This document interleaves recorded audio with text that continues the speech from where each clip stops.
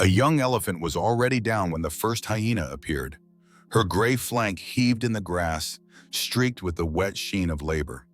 Flies circled low, and dust curled in the heat. Her legs were tucked beneath her belly, her feet extended not from a threat, but from effort. The contractions had come earlier than expected, perhaps brought on by dehydration or the strain of an earlier skirmish. She was alone, far from the herd, driven into the river thicket by instinct in a silent urgency to hide. The air held a strange hush. No birdsong, no wind, only the shallow pant of the elephant and the occasional flick of her tail against the dried reeds. But something had changed. Something in the silence itself. She smelled them before she saw them. A shift in the current, a staleness in the air. The first hyena stepped out of the brush on 3 legs, the fourth trailing uselessly behind, a veteran, thin and desperate. Its eyes locked onto the elephant, not with challenge, but with the hunger of opportunity. A low cackle rose from the bush behind it, where more shapes stirred.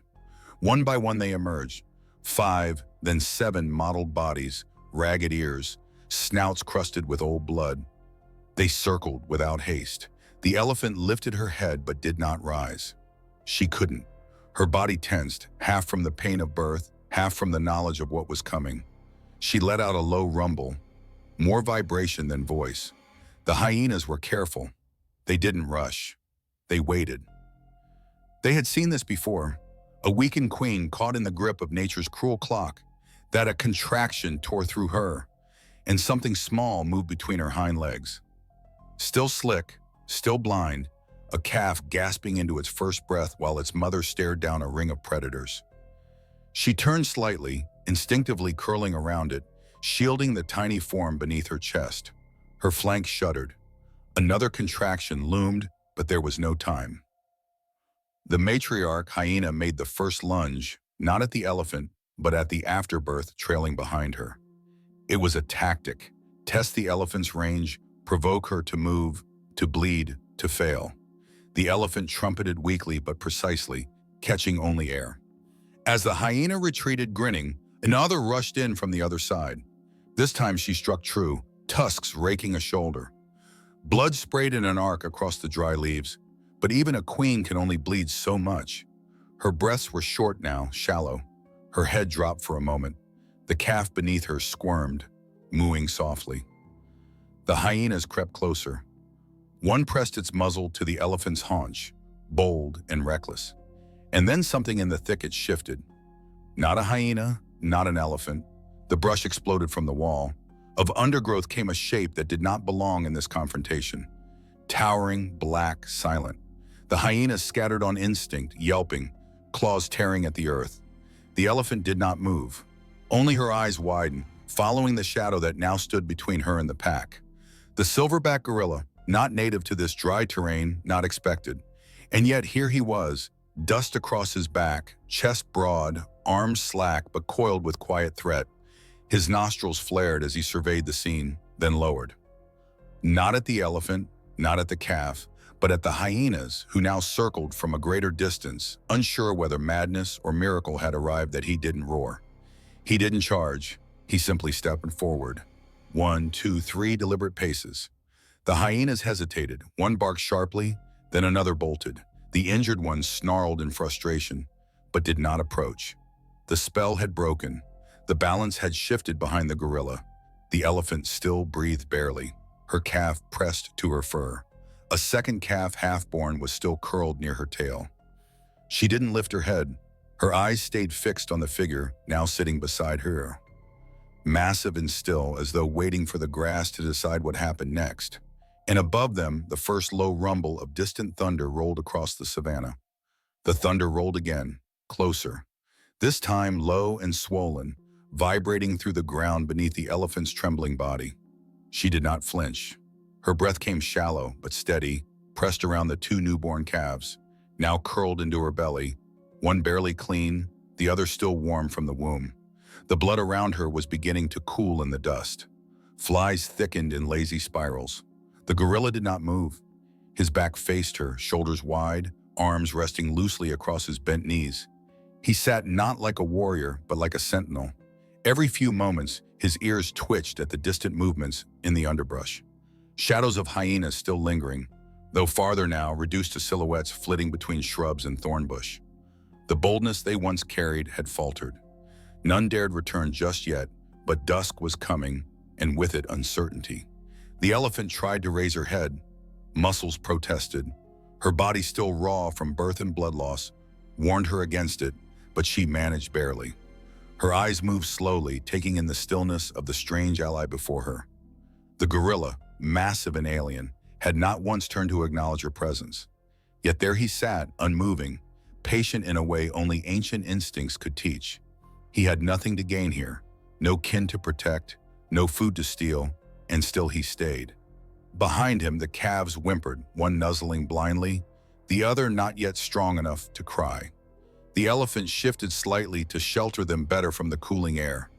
The movement caused her a low, involuntary growl of pain escaped her throat, too faint to startle. The gorilla's head lifted at last. He didn't turn, but his spine straightened, nostrils flared, and his gaze swept the bush again, as if recalculating her world. Then came another sound, different this time. Not hyena, not thunder, a rustling on the windward side of the thicket, too slow to be a predator, too deliberate to be prey. The gorilla stood, shoulders rising with quiet force, and the elephant's body tensed beneath him, her ears flat. Out from the brush came a creature even more foreign to this moment, a young male baboon limping badly, his left arm clutched against his chest. His face was smeared with dried berries or blood. It was hard to tell. He froze when he saw the gorilla, eyes wide, body rigid. For a long moment, neither moved. Then the baboon gave a soft, uncertain grunt, more of a plea than a threat. The gorilla answered with silence. The baboon shifted his weight nervously and looked past the silverback toward the elephant. He saw her, the calves, the blood. Some instinct, old and ancestral, made him pause. He did not approach, but nor did he flee. Instead, he sat careful and slow under a scraggly Mariella tree, tail curled under him like a pupil at rest. Watching a breeze stirred the grass. Somewhere in the distance, a hornbill called out once and went quiet. The elephant could not afford distraction. She nosed her calves closer, drawing them into the shelter of her legs, but there was no strength left to clean them. The second calf was struggling. Its breathing was shallow, rib cage fluttering too fast. The elephant watched helplessly, her instincts burning while her body failed her. She let out a low rumble, not a trumpet, not even a warning, just a sound, guttural and resigned, carried on the last breath of a mother unable to move. And then the gorilla turned, deliberate and slow. He turned to face her fully for the first time. His gaze met hers, not aggressive, not confused, just still. For a moment, elephant and gorilla looked at one another as if the old stories of the earth had remembered something long forgotten. He did not come closer. He did not interfere, but he crouched again, this time facing her, his body a wall between her and whatever might still lurk in the creeping twilight. The hyenas hadn't gone far. Their hunger would return with the dark, and the gorilla, though foreign to this place, seemed to understand what waited with the night. The calf whimpered again. The elephant closed her eyes, pressing her face into the brittle grass, the way wounded creatures sometimes do when the world has taken too much. Her flank rose slowly, then fell. The first cool breath of evening touched the dry leaves. The silverback sat like stone, and somewhere just beyond the edge of hearing, the bush began to stir again. Nightfall didn't descend. It crept. Slowly, subtly, the warmth drained from the sky until only a thin rim of orange clung to the horizon. The elephant could no longer track the changing light. Her eyes were closed now, her body curled protectively around the two calves whose lives still hung by threads. The weaker one had grown quieter. Too quiet. Its breath came in soft, uneven pulses, ribs lifting and falling with the fragile rhythm of something not yet fully joined to the world. The stronger calf pressed to her fur with blind urgency, tiny feet kneading her belly in search of milk. The gorilla remained in place, shoulders outlined faintly by the last amber rays. He didn't stir when insects began to rise from the ground in dusty clouds, nor did he flinch when a barn owl passed overhead, wings stretched in absolute silence. His gaze didn't rest on any single point, but wandered in slow, sweeping arcs, reading the terrain and as if listening to something deeper than sound. Across from him, under the crooked Mariella tree, the injured baboon had begun to groom his wounded arm with small, deliberate motions. But every so often he would stop, glance toward the elephant, then toward the trees behind her as if measuring something unseen. There was caution in his stillness, but something else too. Not fear, not quite. The brush behind the elephant rustled once, then again, not enough to startle, but enough to tighten the air. The gorilla's massive hands shifted slightly, fingers curling around a stone. His body didn't rise, but the shift in his weight was unmistakable. Quiet preparation. Whatever approached was not part of the earlier hyena pack. The scent on the wind had changed. The elephant stirred. Not fully awake, not fully aware, but enough to lift her head. Her trunk traced along the spine of the stronger calf. She didn't reach for the weaker one. She couldn't. Another sound, this time behind the gorilla. A low, wet snap. A bone, perhaps, or a branch, but followed by no footstep. The silverback's breath deepened.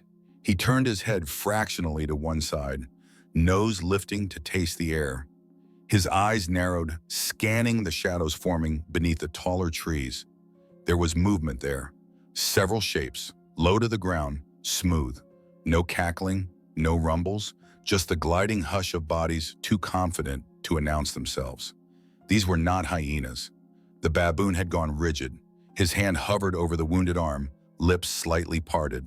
He let out a soft, warning bark, barely audible, more vibration than voice. Then came a shape slowly emerging from the dark undergrowth today. A spotted leopard, lean and ghost-like, padded into view, not charging, not prowling, just walking. A careful, calculated arrival. Behind her, two half-grown cubs trailed in silence, their movements light and uncertain. The gorilla did not move, nor did the elephant. The leopard stopped short of the clearing, eyes catching the last gleam of light as they scanned the strange triad before her. Elephant, gorilla, baboon. She did not snarl. She did not crouch. Her eyes moved to the elephant, then briefly to the calves curled against her. Then something unexpected. She lowered her head, not in submission, but in recognition, an almost imperceptible gesture, not to the gorilla, not to the baboon, to the elephant. As if acknowledging a law older than rivalry, a silent deference to something sacred and vulnerable. The leopard turned, her own cubs hesitated, eyes darting toward the motionless silverback. Then they too followed, vanishing once more into the brush without a sound. But the silence did not last. Minutes passed. The wind grew sharper, bringing with it the first hints of something foul. Not a scent, but a pressure. The baboon rose to all fours, hackles raised. The gorilla stood, stone still in his hand. The elephant lifted her head again, this time fully alert. Her ears twitched. Her body strained to rise, but her legs buckled. And from deep in the distance, a new sound began to rise. Strange, rhythmic, and utterly foreign to the rhythm of predators. It did not belong to elephant or hyena or leopard. It was not laughter, not barking, not the grunt of buffalo or snort of zebra. That it was something else far off but approaching. The gorilla tilted his head. The wind shifted again, and somewhere just beyond the ridgeline, something stirred the canopy, slow, deliberate, and far too large to be moving at this hour. The forest breath held still. Every creature in the clearing felt it. The shift, the unnatural pause that comes just before something ancient reawakens. The silverback remained upright, broad chest barely rising as he held perfectly still, his palm resting lightly on the stone he'd lifted earlier. Even the flies around the elephant had gone quiet. Beneath her rib cage, the stronger calf nestled closer, nursing instinctively, but the weaker calf had not moved in many minutes. The air was changing, not cooling with the night, but thickening, smothering, as though the very trees had begun to sweat. The gorilla's nose lifted again, his brows tightening in silent comprehension. This was no animal, no predator. This was something else, something that moved without eyes, without hunger, but with power. And then came the smell, smoke, not strong, not black, but the dry kind. The kind that seeps from a far-off ember smothered in brush. The kind that drifts low, unnoticed by most until it finds the fur or feather. The elephant stirred uneasily. Her eyes flared wide for a moment, confusion deepening. She rose halfway, legs trembling beneath her. Her body swayed and her front legs gave way, but she did not fall completely. She turned her muzzle to the calf, still clinging to her belly. Then slowly she shifted the weight of her hindquarters, just enough to shield the calf that no longer moved. There was no sound, no cry, just a tiny foot, limp and turned toward the earth. The gorilla's ears caught a new rhythm, a low moan rising from the eastern slope. Wind, it was beginning to push now, fast and gritty, carrying the scent of dry heat and burning bark. Distant birds unseen shrieked once and went silent again. He stepped forward. That it was not aggression. It was not panic, but something inside him, something buried deep in the silence of old forests, called him to act. His feet pressed into the dry soil with finality. He walked toward the elephant, slowly, cautiously, his eyes never leaving hers. She didn't snarl. She didn't rise. He stopped 3 paces away. A crackle rolled across the sky. Not thunder, this time, but the brittle pop of wood somewhere far behind the trees.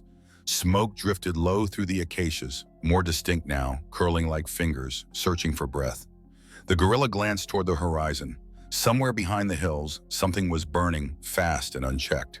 He turned back to the elephant, then lowered himself carefully, deliberately too at first. She didn't understand, then she did. The elephant shifted her weight one final time. She rolled the stronger calf slightly from her body, just enough to place it between her legs in the space that now separated her from the silver back. She looked at him just once, not a plea, not a command, but a moment of shared gravity.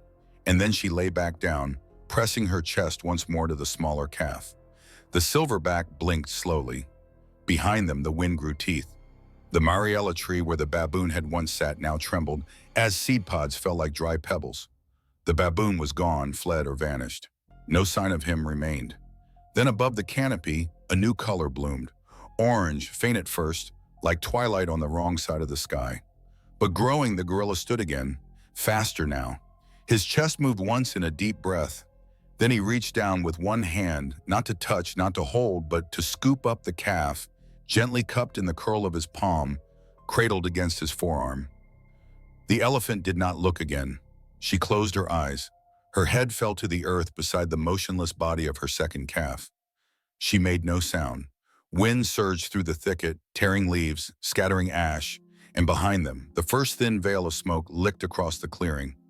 Low and gray, swallowing scent, smothering stars, swallowing all paths but forward, the calf did not struggle. Nestled in the cradle of the silverback's arm, it barely made a sound, only a faint, rhythmic breath against the thick fur of his chest. Each step he took was slow and careful. His weight spread evenly to avoid jarring the fragile life he carried. The smoke was thicker now, rising in ribbons from the eastern ridge, slipping between the acacia branches like watered-down old stone. Leaves fluttered down in ash-lace spirals. Birds had fled. Even the insects had gone quiet. Behind him, the elephant did not stir. She remained curled around the still body of her second calf, her own flanks unmoving now. Her eyes had closed just before the first smoke arrived, and they did not open again. She had not followed. She had not tried to rise. She had given what she could, and then she had let go. The gorilla crossed the clearing with the last of the light behind him, his figure casting a long, soft shadow across the grass. The calf moved faintly, a tiny foot pressing outward for warmth. The gorilla paused only once at the edge of the thicket where the ground dipped into the cool bend of a dry riverbed. He turned his head, not looking back, but listening. There was no pursuit, no call, no sound beyond the hush of wind and the slow collapse of leaves. Down the slope he went, legs flexing with each quiet descent until he reached the bottom where the grass grew taller and the air felt damp. Here the fire would not come easily. The rocks were dark with old water, and the trees arched overhead in protective knots. He sat then gently as if not to wake the evening itself and brought the calf close against his side. The small body twitched a breath, then another, and so they stayed. Night wrapped around them, soft and complete. Above the stars flickered behind the gauze of distant smoke. The calf, barely days into its first hours, blinked once, eyes not yet ready for seeing, and nuzzled blindly into the warmth of the stranger, whose presence did not match its blood, but whose stillness calmed the AI in the silence. The gorilla reached down, brushing away a thin layer of dust from a fallen leaf beside him. Not out of need, not out of ritual, just something slow, something patient, something old.